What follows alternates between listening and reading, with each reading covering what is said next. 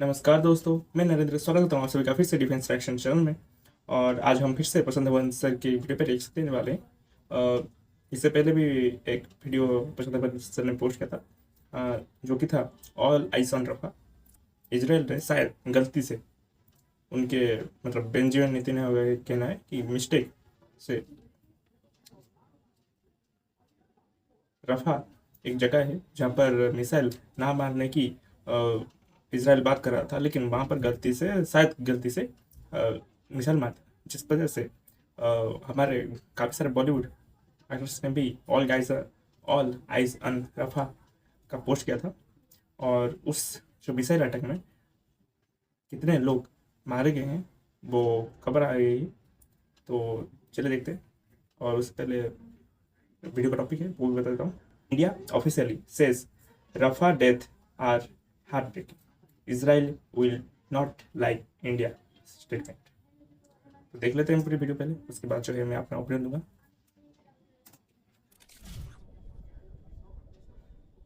नमस्कार नहीं, welcome you to study IQ. मैं हूं प्रशांत धवन। सो मुझे एक बात यहां पर माननी पड़ेगी, एक सोशल मीडिया कैंपेन इतना ज्यादा पॉपुलर हो जाएगा मुझे उम्मीद थी नहीं। और एक एआई इमेज, आर्टिफिशियल इंटेलिजेंस वाली इमेज जहां पे लिखा है ऑल आइज ऑन रफा, इसे 44 मिलियन टाइम सोशल मीडिया पे शेयर किया जाएगा, ये किसी ने सोचा नहीं था। और रफा आज के समय सबको पता लग गया है क्या है, ये कौन सी जगह है, क्या यहाँ पर हुआ था। इसराइल ने भी काउंटर करने के लिए अपना कैंपेन स्टार्ट किया, मगर कुछ लाखों में ही शेयर मिले इनको, जबकि ऑल आइज ऑन रफा करोड़ों में चला गया।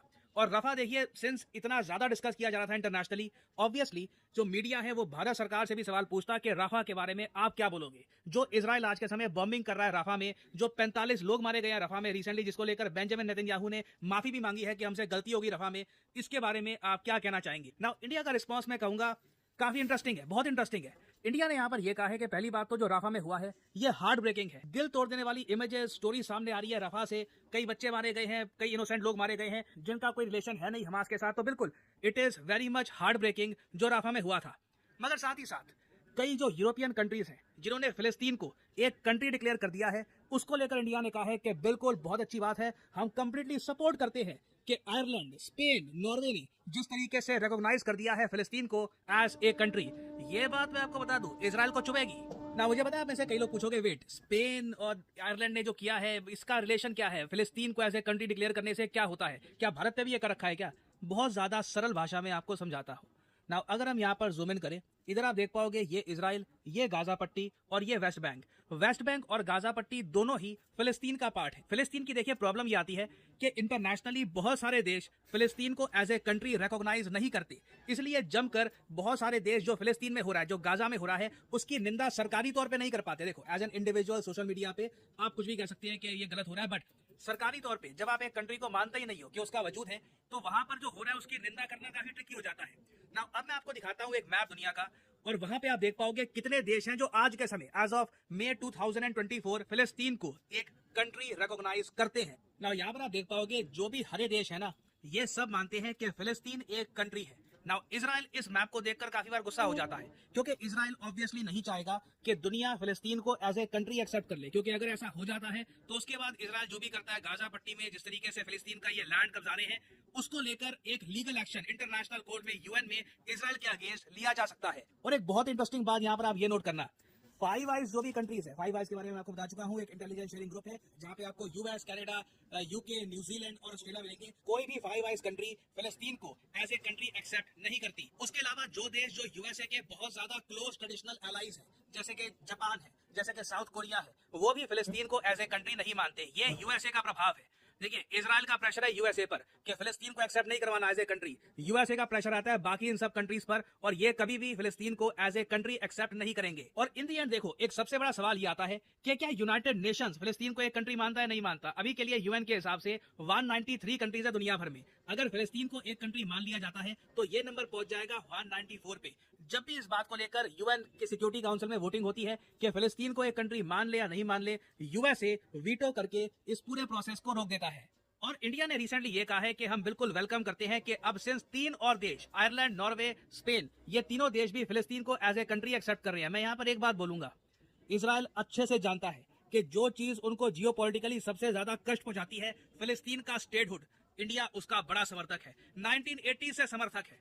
चाहे कोई भी पीएम आ गया हो, इंदिरा गांधी, अटल बिहारी वाजपेयी, नरेंद्र मोदी, डॉक्टर मनमोहन सिंह, कोई भी पीएम रहा हो, इंडिया ने हमेशा फिलिस्तीन को एक कंट्री माना है। इंडिया उससे पीछे नहीं हटेगा। उल्टा आप अगर देखो, आज के समय मोदी जी पीएम है, तब भी इंडिया की सरकार ये कह रही है कि बिल्कुल हम वेलकम करते हैं, हम खुश हैं कि अब आयरलैंड, स्पेन और नॉर्वे जैसे जो यूरोपीय देश हैं वो भी कह रहे हैं कि फिलिस्तीन एक कंट्री है। इंटरनेशनल कम्युनिटी पर बाकी जो देश हैं, ये कनाडा, यूएस, जापान, ऑस्ट्रेलिया, इन पे इससे और ज्यादा प्रेशर बनता है कि आप लोग भी फिलिस्तीन को एक्सेप्ट करो एज ए कंट्री। और अगर आप सोच रहे हैं कि ये तीनों देश और बाकी और कंट्रीज लगातार फिलिस्तीन के समर्थन में क्यों आ रहे हैं, देखो यहाँ पर मैं वही बोलूंगा, लंबी वॉर कभी भी एक कंट्री को फायदा नहीं देती, चाहे वो रशिया हो, चाहे वो इजराइल हो।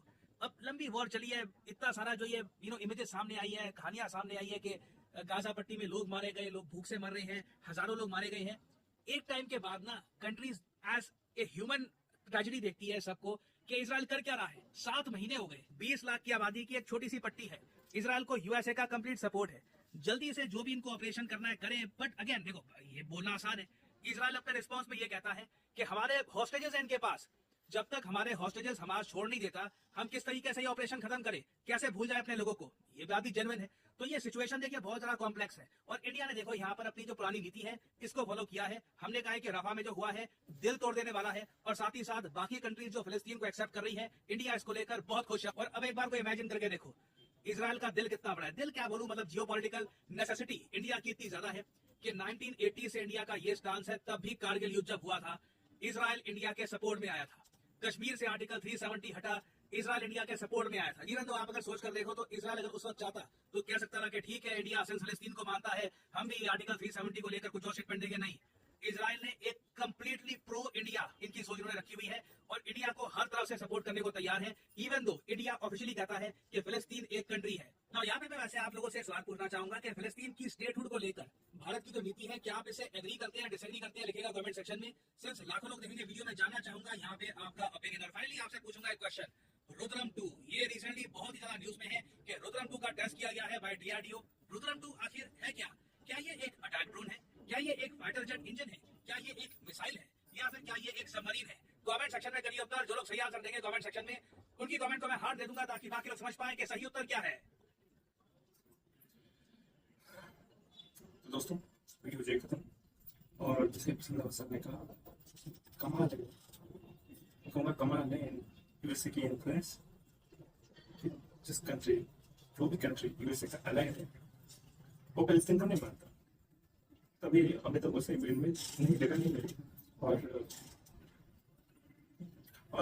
इसराइल जो है वो आसानी से अभी हमला कर पा रहा है, वरना तो खैर छोड़ो। लेकिन ये भी देखने वाली बात है कि इतना ज़्यादा सपोर्ट होने के बाद भी इसराइल को 7 महीने हो चुके हैं जंग, उसके बाद भी पूरी तरह से जो हमास के लोगों को नहीं मार पाए।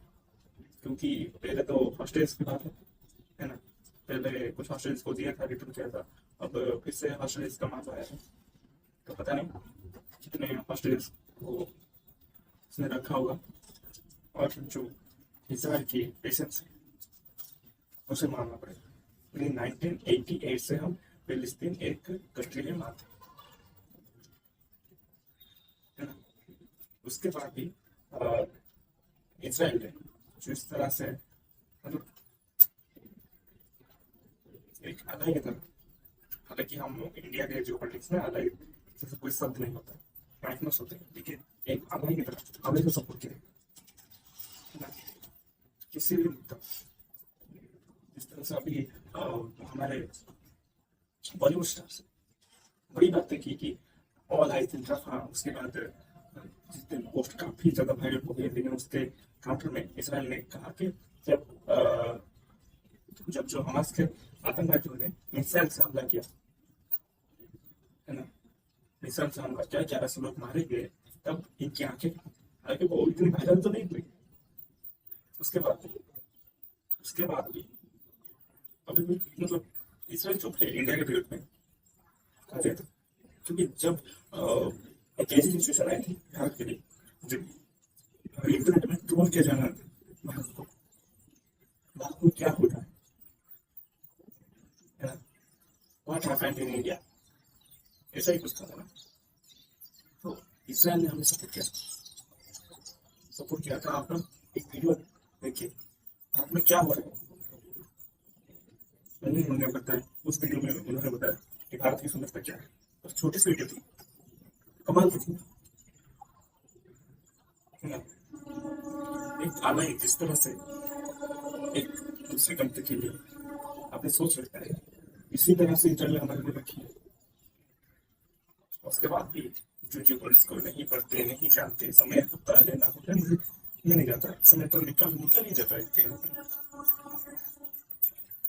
तो यूट्यूबर्स को नहीं जानते, उनका इंटरेस्ट है, ठीक है, उन्हें इस तरह के जो मतलब पोस्ट करना, ये कहना है सही बात है।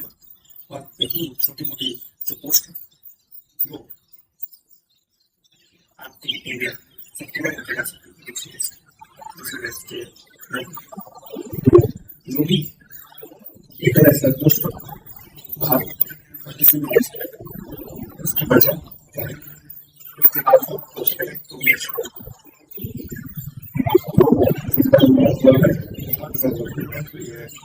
जिस वजह से तो यूरोपीय कुछ कंट्रीज भी ऐसे समर्थन देखिए हम क्या क्या नहीं सकते। अभी अपन